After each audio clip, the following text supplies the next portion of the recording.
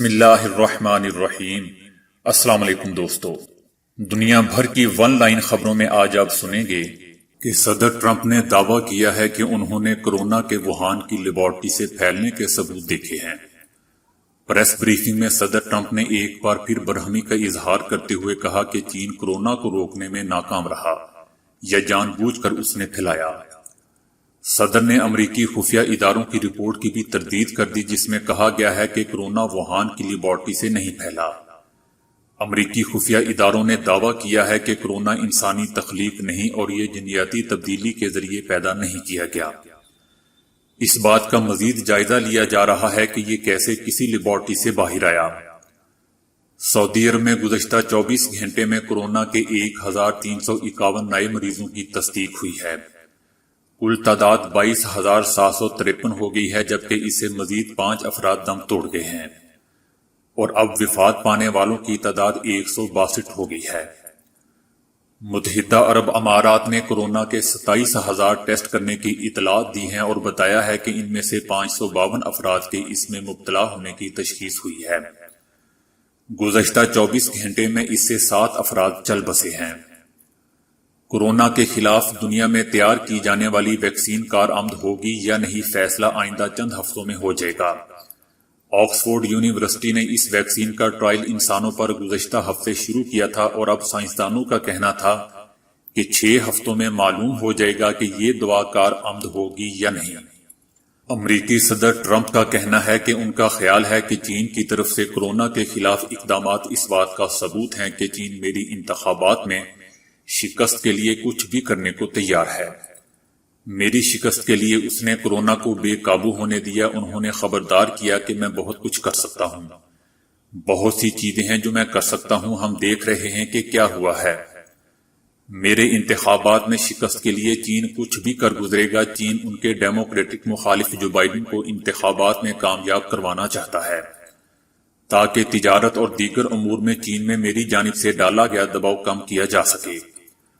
ان کا کہنا تھا کہ کورونا سے قبل ہم بہت زبردست تھے، ہمارے پاس تاریخ کی سب سے بہترین معیشت تھی۔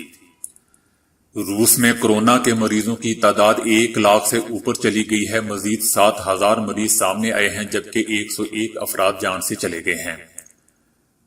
امریکی نائب صدر مائک پینس نے تنقید کا سامنا کرنے کے بعد کورونا سے متعلق احتیاطی تدابیر پر عمل کرنا شروع کر دیا ہے۔ ریاست انڈیانا میں وینٹی لیٹرز بنانے والی جگہ کے دورے کے دوران انہوں نے فیس ماسک پہن رکھا تھا۔ اس ہفتے امریکہ کے بڑے ہاسپٹل میں مریضوں اور طبی عملے سے ملاقات کے دوران امریکی نائب صدر نے فیس ماسک نہیں پہنا تھا، جبکہ ان کے ساتھ موجود دیگر تمام افراد نے پہن رکھا تھا۔ ان کی اہلیہ کا کہنا ہے کہ ان کے شوہر ہاسپٹل کی ہدایات سے لا علم تھے، انہیں معلوم نہیں تھا کہ ہاسپٹل میں آنے والوں کے لیے فیس ماسک کا پہننا لازم ہے۔ سعودی عرب نے بحیرہ احمر میں 4 چھوٹے جزیروں کو سیاحتی مقاصد میں لانے کے لیے ایک بڑے منصوبے کا اعلان کیا ہے۔ ان 4 جزیروں میں سیاحتی مقاصد کے لیے ہوٹل، ریستوران اور پانی پر تیرتی عمارتیں تعمیر کی جائیں گی۔ پانی کے اوپر تیرنے والے محلات اور عمارتوں کے قیام کا مقصد سیاحتی مقامات اور سمندری منصوبوں کے درمیان ہم آہنگی پیدا کرنا ہے۔ 4 سیاحتی جزائر تک سیاحوں کی رسائی یقینی بنانے کے لیے کشتیوں کا استعمال کیا جائے گا۔ ترکی کی سب سے بڑی اپوزیشن جماعت فیوچر پارٹی نے ترک صدر رجب طیب اردوان کے ملک چلانے کے طریقہ کار کو مسترد کرتے ہوئے کہا ہے کہ وہ ترکی میں فرد واحد کی حکمرانی ختم کرنے کے لیے جدوجہد کر رہے ہیں۔ صدر رجب طیب اردوان نے اپریل 2017 میں ایک عوامی ریفرنڈم کے بعد 2018 کے وسط میں عمل میں آنے والی پارلیمانی نظام کو دوسرے صدارتی نظام میں تبدیل کر دیا تھا۔ اپوزیشن کا کہنا تھا کہ ترکی میں صدر طیب اردوان نے اپنی آمریت مسلط کرنے اور فرد واحد کے فیصلوں کے لیے پارلیمانی نظام کو صدارتی نظام میں تبدیل کیا ہے۔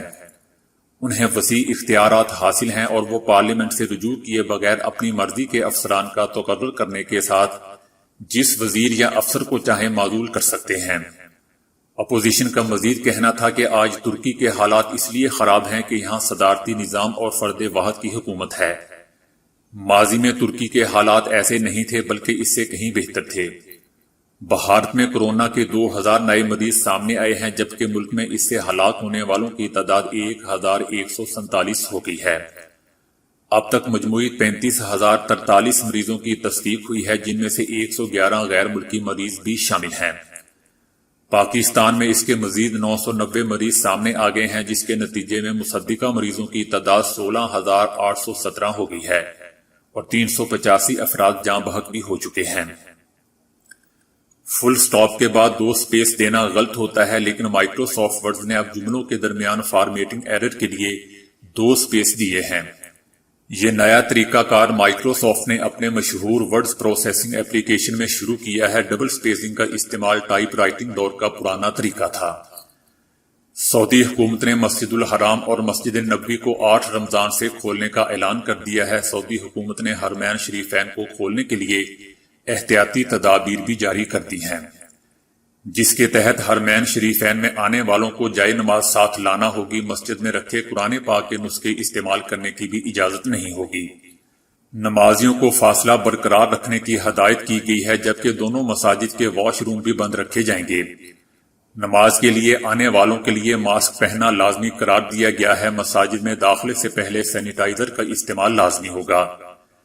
گزشتہ روز مسجد حرام اور مسجد نبوی کے امور کے سربراہ شیخ عبد الرحمان نے دنیا بھر کے مسلمانوں کو اطمینان دلایا تھا کہ چند روز کی بات ہے، امت پر سے غم کے بادل چھٹ جائیں گے اور پھر حرمین شریفین میں نمازی لوٹ آئیں گے۔ مسلمان یہاں طواف کریں گے، سعی کریں گے اور روزہ مبارک پر پہنچ کر رسول اللہ صلی اللہ علیہ وسلم کی خدمت میں سلام پیش کریں گے۔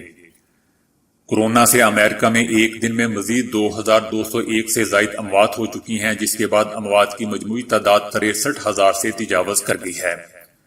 دنیا بھر میں کورونا سے 33,07,880 سے زائد افراد متاثر ہو چکے ہیں، جبکہ 2,34,444 سے زائد افراد ہلاک ہو چکے ہیں اور دنیا بھر میں کورونا سے متاثر 10,39,773 سے زائد افراد صحت یاب بھی ہو چکے ہیں۔ روس کے وزیر اعظم میخائیل نے صدر پوٹن کو بتایا ہے کہ وہ کورونا کا شکار ہو گئے ہیں۔ انہوں نے جمعرات کے روز روسی صدر سے ویڈیو کانفرنس پر رابطہ کیا اور بتایا کہ ان کے کورونا ٹیسٹ کی رپورٹ مثبت آئی ہے۔ انہوں نے روسی صدر کو مشورہ دیا کہ ڈپٹی پرائم منسٹر کو ان کی جگہ قائم مقام وزیر اعظم تعینات کر دیا جائے تاکہ ملکی امور چلتے رہیں۔ انہوں نے اپنے عہدے سے عارضی طور پر دستبرداری کا بھی اعلان کیا۔ روسی صدر نے ڈپٹی پرائم منسٹر اینڈی بیلوسو کو قائم مقام وزیر اعظم تعینات کر دیا ہے۔ برطانوی وزیر اعظم بورس جانسن نے کہا ہے کہ ملک میں کورونا انتہا سے گزر چکا، اب زور ٹوٹ رہا ہے۔ یہ انفیکشن کی بلند ترین شرح سے گزر چکا ہے اور اب انفیکشن میں بتدریج کمی آ رہی ہے۔ بورس جانسن نے کہا کہ اگلے ہفتے معیشت کا پہیہ چلانے کا منصوبہ بنائیں گے۔ بچوں کی اسکول واپسی کی تفصیلات بھی اگلے ہفتے بتائیں گے، جبکہ ورکرز کی کام پر واپسی کا منصوبہ بھی تیار کر لیا گیا ہے۔ طالبان نے بھی امریکہ کے ساتھ ہونے والے دوحہ معاہدے کے تحت افغان سیکیورٹی کے مزید 40 اہلکار رہا کر دیے ہیں۔ طالبان کی جانب سے اس سے قبل بھی 2 مرحلوں میں 40 اہلکاروں کو رہا کیا جا چکا ہے، جبکہ افغان حکومت 430 طالبان کو رہا کر چکی ہے۔ مقبوضہ وادی میں قابض بھارت نے اہم شہراؤں پر نئے بڑے بڑے فوجی بنکر قائم کر دیے ہیں۔ کئی علاقوں کو محاصرے میں لے کر تلاشی آپریشن شروع کر دیے ہیں۔ کئی علاقوں میں لوگوں نے بڑے پیمانے پر احتجاجی مظاہرے بھی کیے۔ حالیہ دنوں میں خاص کر ماہ رمضان شروع ہوتے ہی اس میں تیزی آ گئی ہے۔ 5-6 گاندربل میں بھی 90 فٹ شہراء پر نیا بنکر تعمیر کرنے کے خلاف مقامی آبادی میں تشویش پائی جا رہی ہے۔ کٹ پتلی انتظامیہ نے بھارتی سپریم کورٹ سے کہا ہے کہ انٹرنیٹ تک رسائی بنیادی حقوق میں شامل نہیں ہے اور حق آزادی اظہار اور انٹرنیٹ کے ذریعے تجارت پر حکومت روک لگانے کا اختیار رکھتی ہے۔ کٹ پتلی کی طرف سے عدالت عظمیٰ کو یہ بھی بتایا گیا کہ انٹرنیٹ کی رفتار پر روک لگا کر اس پر جو محدود پابندی عائد کی گئی ہے وہ ملکی سالمیت، یکجہتی اور حفاظت کے لیے ہے۔ اس کے علاوہ مقبوضہ وادی میں کورونا مریضوں کی تعداد آہستہ آہستہ بڑھ رہی ہے۔ گزشتہ روز بھی مزید 16 مثبت کیسز سامنے آئے، جس کے ساتھ ہی متاثرین کی تعداد 581 ہو گئی ہے۔ لاک ڈاؤن سے وادی کے شمال و جنوب میں نظام زندگی مکمل طور پر ٹھپ ہے۔ دیگر اضلاع کے ساتھ زمینی رابطہ معطل ہے کیونکہ ضلعی ٹرانسپورٹ پر بھی پابندی عائد ہے۔ کٹ پتلی حکومت نے دعویٰ کیا ہے کہ لاک ڈاؤن کی وجہ سے بھارت کے مختلف مقامات پر محصور 16,998 مزدوروں اور دیگر افراد کو واپس لایا گیا ہے۔ اور اس کے علاوہ ضروری ساز و سامان سے لدے 33,803 ٹرکوں کی نقل و حمل یقینی بنائی گئی ہے۔ کمشنر نے شہر میں رہنے والے تمام لوگوں کے لیے ماسک پہننا لازمی قرار دیا ہوا ہے۔ امریکی کمیشن کی مذہبی آزادی کی رپورٹ میں بھارت کو تشویشناک ملک قرار دیے جانے کے معاملے پر امریکی کمیشن نے بھارت پر سخت سفارتی پابندیاں عائد کرنے کی سفارش کی ہے۔ کمیشن نے کہا ہے کہ بھارت نے جان بوجھ کر مذہبی آزادی کے خلاف کارروائیوں کی اجازت دی ہے اور بین الاقوامی مذہبی آزادی قانون کی سنگین خلاف ورزی کی ہے۔ بھارتی حکومت اداروں حکام پر سفارتی پابندیاں عائد کی جائیں، ملوث افراد کے اثاثے منجمد اور امریکہ داخلے پر پابندی عائد کی جائے، کارروائی کے لیے مالیاتی اور ویزا حکام کو پابند بنایا جائے۔ دوستو، بھارتی وزیر اعظم، وزیر داخلہ، وزیر دفاع پر پابندیوں کے اطلاق کا امکان ہے۔ بی جے پی، پولیس سمیت سرکاری حکام پر پابندیوں کا بھی امکان ہے۔ وزیر اعظم مودی پر 2005 میں بطور وزیر اعلیٰ بھی سفارتی پابندیاں لگ چکی ہیں۔ مقبوضہ وادی میں ڈاکٹر ایسوسی ایشن نے اس بات کی وضاحت کی ہے کہ کورونا کی انفیکشن سے فوت ہونے والی کسی بھی فرد کی باڈی سے اس مرض کے پھیلنے کا کوئی ثبوت نہیں ہے۔ مردہ انسانی جسم بیماری کو نہیں پھیلاتے، اس بات کا کوئی ثبوت نہیں ہے کہ کسی باڈی سے کسی فرد کو یہ انفیکشن لگا ہو۔ پاکستانی حکومت نے بھی بھارت میں بڑھتے ہوئے اسلامو فوبیا واقعات پر اسلامی ممالک کی تنظیم OIC کو خط لکھ دیا ہے۔ پاکستان بھارت میں مسلمانوں پر ظلم پر وقتاً فوقتاً دنیا میں آواز اٹھاتا رہا ہے اور اٹھاتا رہتا ہے۔ اب ایک بار پھر OIC ممالک کو خط ارسال کیے ہیں جس میں کہا گیا ہے کہ ہندو انتہا پسند اور BJP کی سیاست کی وجہ سے بھارت میں مسلمانوں کی جان اور مال کو شدید خطرات لاحق ہیں، جبکہ یہ لوگ وہاں مسلم شناخت کا خاتمہ کرنے پر تلے ہوئے ہیں، اس لیے دنیا کو بھارت میں اس کا نوٹس لینا چاہیے۔ برطانیہ میں 2 پاکستانی نژاد بھائی کورونا کی لپیٹ میں آ کر چند ہی گھنٹوں کے وقفے سے انتقال کر گئے۔ غلام عباس اور رضا Ghulam Royal hospital new port کے ICU وارڈ میں زیر علاج تھے۔ 3 ہفتے پہلے ان کے والد بھی کسی دوسرے مرض میں مبتلا ہو کر انتقال کر گئے تھے۔ یوپی میں غازی پور کی مساجد میں لاؤڈ سپیکر سے اذان دینے پر پابندی لگائے جانے کے معاملے میں الہ آباد ہائی کورٹ نے سخت رویہ اختیار کر لیا ہے۔ اذان پر پابندی معاملے میں الہ آباد ہائی کورٹ نے یوگی حکومت سے جواب طلب کر لیا ہے۔ یوپی حکومت نے اپنا جواب داخل کرنے کے لیے حسب معمول عدالت سے مہلت مانگی ہے تاکہ وقت ضائع کیا جا سکے۔ عدالت نے اذان پر پابندی لگائے جانے کے معاملے میں یوپی حکومت کو 4 مئی تک اپنا جواب داخل کرنے کا حکم دیا ہے۔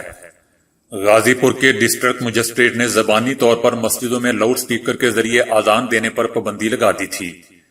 DM غازی پور نے یہ حکم تحریری طور پر نہیں دیا تھا، بلکہ انہوں نے اپنے ماتحت پولیس آفیسروں کو زبانی ہدایت دی تھی کہ وہ اپنے علاقوں کی مسجدوں میں لاؤڈ سپیکر کے ذریعے اذان دینے سے روکیں۔